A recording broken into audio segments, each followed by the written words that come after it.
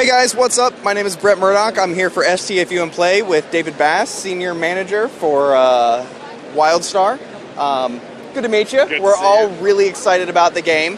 Let's go ahead and give us start off with a quick overview of what the game's about. Sure. Wildstar is a science fiction MMO. It's coming out in spring 2014.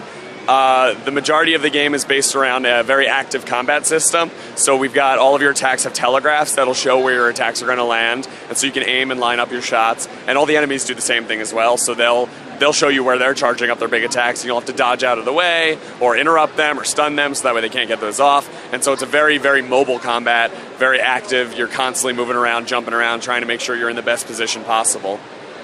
Fantastic. On that note, you guys introduce a lot of like reticle aiming, target aiming, area aiming, things like that, which are a lot of new things kind of brought into the MMO genre that haven't really been there before. As these are kind of untested waters, how do you guys find that this affects the gameplay? And how are you kind of balancing that against the inevitable large-scale release versus the kind of internal testing that you guys have done? Well, telegraph systems and like aiming combat systems have been creeping up into MMOs in the last couple of years. There are a couple games out there that already use it, and we just kind of want to evolve it a little further. The thing about telegraph systems is that it allows the combat to feel much more exciting and active rather than you're just standing there hitting your buttons and waiting for something to die. And so we've been doing a ton of testing on it, a ton of balancing internally. We've also been running a closed beta for the last year, so we get external people giving us feedback on the systems. Overall, it feels really good. People playing the game at the shows seem to really like it and talk about it being a very fluid system. And so it's all about how it feels when you actually get your hands on the game. And so we just want to get as many people playing the game as possible to get that feedback and know whether it's something that'll work or not. Fantastic. Well, it's got an awesome art style as well as a lot of humor. What made you guys decide to actually bring this this game in kind of a comedic direction, as that seems to be not necessarily taboo, but seems to be a lot of something a lot of people kind of want to shy away from or are afraid to do, but you guys seem to have done it really well. Yeah, we wanted to do something really different with it. It's very much, a lot of MMOs are very serious, very gritty. A lot of games in general do that too. And you need to find it, when you're making a game these days, you gotta have something that stands out. You gotta have something that's different, that's not just the same as other games before it. And so for us, going with a very a light, humorous style, strong personality characters really, really works well for us. And that's not to say that the game and the storyline isn't serious. There are moments that are very dark and very kind of disturbing. But it allows us to have that variety and show you that not all games have to be serious all the time. You can still have a really enjoyable story, a really enjoyable experience from something that's not totally 100% like all shades of brown and really boring and straightforward. 100 Shades of Brown, okay. So you guys introduced player housing, which is something that's often asked for, but very rarely realized, especially in the scale in which you guys are doing it. Do you want to tell us a little bit about your housing system? Yeah, the housing system is one of the core features of the game, I would say. It's really, for us, we want it to be a place where you log into when you first get into the game, and you end your day there as well. We're doing a lot of things to incentivize people utilizing their house as more than just a place to decorate. We've got the normal expected features for housing. You can place objects wherever you want in the house. You can rotate and scale them and all that. But in addition to that, you can build special plugs outside of your house on the plot of land that you have. You can build crafting stations, places to gather ore, plant seeds. There are little mini games that you can create. We've got a floor piano that you can play on. All kinds of different fun activities and reasons for you to always be coming back to your house to do things. You'll get bonus rested XP for logging off from your house. You'll get a daily buff just by logging in from your house and choosing what activity you want to focus on for the day. And so we're doing a lot of things to make sure that housing is not just a side thing. It's really a core part of your experience on Wildstar. Fantastic. Are you guys going to have, what kind of PvP or player versus player modes are you going to have in this? Because I know a lot of our players are not happy unless they're actually killing another human being. So how do you guys plan to kind of incorporate that into the overall PvE environment? We're focusing on 3 different things for PvP. One is Battlegrounds, which are 8v8 objective-based maps. Those are available right from level 3.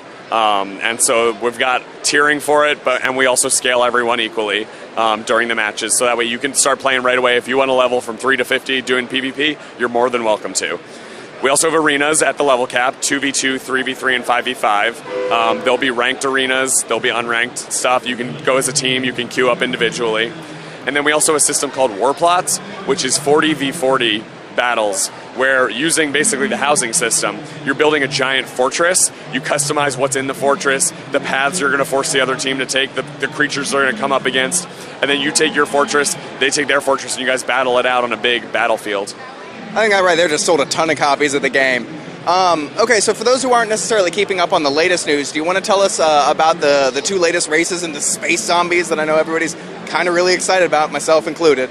Yeah, we introduced the Chua and the Murdock back in July, the last 2 races. The Chua are part of the Dominion, the Murdock are part of the Exiles. And they're basically 2 races that both factions are kind of embarrassed to have, and they have them kind of as a necessary evil. The Chua, I mean, the Dominion are all about order, all about structure, all about, very formal, and the Chua just throw all that out the window. They are psychopaths, they are these zany killers that just will murder everything in the most gruesome way possible, and then laugh about it while they're doing it. And the Murdock on the other side are, I mean, they used to be just this beautiful race of people, very, very intelligent, all about science and studying science and technology. And then one of their leaders developed this curse, or accidentally released this disease, I guess, on the planet that cursed the entire race. And so now they kind of look like these, space zombies, but they're constantly seeking out a cure, constantly seeking out ways to keep themselves from dying. You'll see in the character creation that they've got all these areas on their body that are covered in they're tubes filled with some sort of serum that the race has developed in order to keep themselves from decaying even further. And so they're a little creepy too. The rest of the Exiles are a little scared of them because they're sort of intense. But overall, they're probably the most intelligent ones there, and that's why the Exiles keep them around.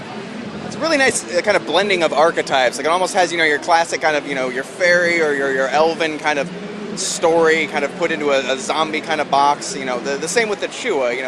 It's kind of dwarf, but it's kind of psychopath. It's a really nice kind of new blend take. Yeah, we like showing you a race and everybody's like, oh, okay, of course, it's the cute furry thing. And then just putting a crazy spin on it. And so it's not at all what you expect when you actually see them in game.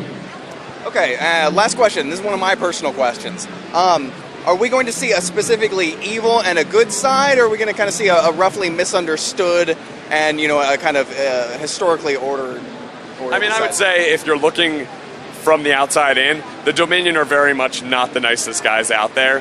They're not evil, but they are very much about putting the foot down, making sure that everyone stays in line under them. The Exiles actually broke away from the Dominion. They used to be part of the same planet, part of the same faction, I guess, but when there was only one faction. And they broke away just because they couldn't deal with it anymore. And so there was a big rebellion, lots of people died. And so the Exiles are not really the good guys. I mean, they're just kind of a bunch of scrappy rebels, but they are very disorganized. They are not out there to make everything all sunshine and rainbows. They're just trying to find a home. And so it's not really, I mean, the Dominion are clearly the oppressors in this situation. Everyone on the Exiles have a reason to hate the Dominion. But the same thing happened for the other side. The Exiles kind of act as a bunch of terrorists going and bombing stuff and attacking the Dominion. And so neither side is really good. So that makes for interesting choice when you're picking which side you're going to play for. Awesome. Well, I think we're all really excited to touch down. And thank you for your time, sir. It was a pleasure talking with you. Of course. All right. Once again, this is Brett for STFU and Play signing out.